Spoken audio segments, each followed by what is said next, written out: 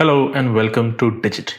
In this video, we are going to be unboxing the Ionix wireless Bluetooth in-ear neckband earbuds with microphone. Now this is what the packaging looks like.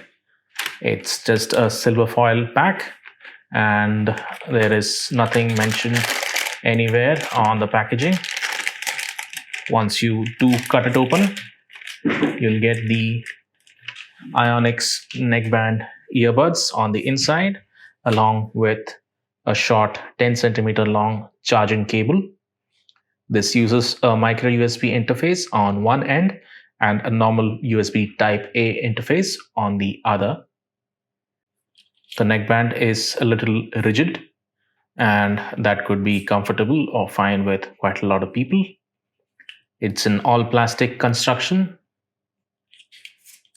The cabling can be seen running through the backside. You've got the earbuds with magnetized back, so that's a bit convenient. The audio canal is slightly angled, so that'll give you better sound response as it goes deeper into your ears. Then the interface is only on the left-hand side pod. There you can see an opening with the micro USB interface for charging the device. Another opening for inserting a TF card or micro SD card.